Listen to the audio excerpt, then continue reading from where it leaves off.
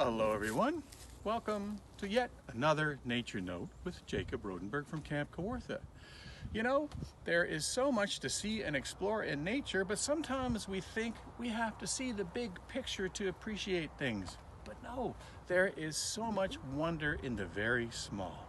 And today I would like to show you how to make a micro trail. When you're going for a walk in the woods, what you can do is take along some popsicle sticks and some yarn. And then just look for something really interesting that's small.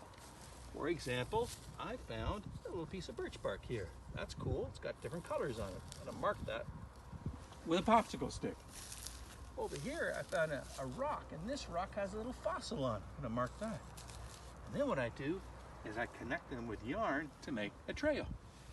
So, I made one over here. Let's go explore. I found an animal hole. And this was made by a chipmunk. And what chipmunks do is they hollow out a little area by the entrance of the hole, and they duck down beside it, and then they poke their heads out to see if it's safe.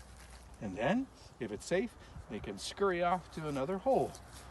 Oh, over here, I have another marker, and that is where I noticed some beautiful moss climbing up a tree. And here, I marked off where the lilacs are beginning to bud, and soon they'll unfurl and there'll be beautiful lilac leaves, and next the wonderful smelling lilac flowers.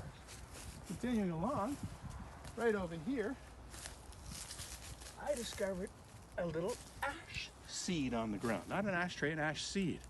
And I love that long, elegant wing, and it twirls. And then over here, for my last trail marker, I noticed where the rabbits were browsing.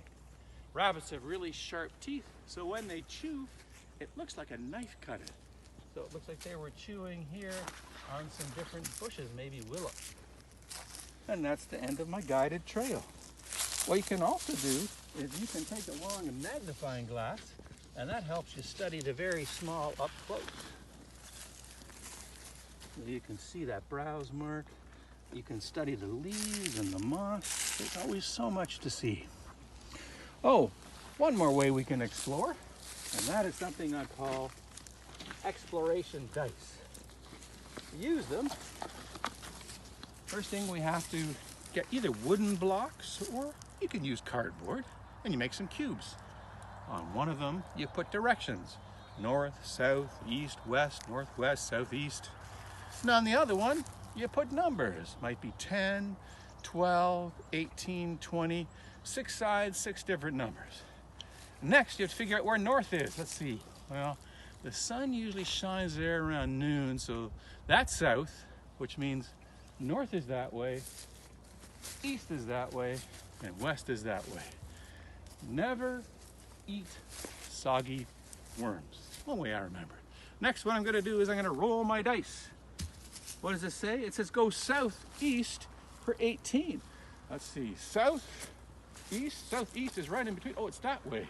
18. All right, count them out with me. We're going to go 18 steps to the southeast. 1, 2, 3, 4, 5, 6, 7, 8, 9, 10, 11, 12, 13, 14, 15, 16, 17, 18.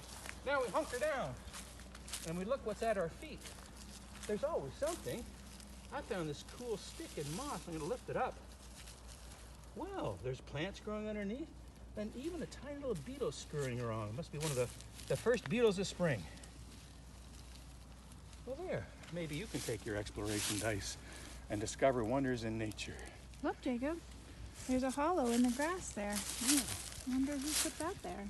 That could be. Everywhere we look, it might have been where an animal was laying down for a little while.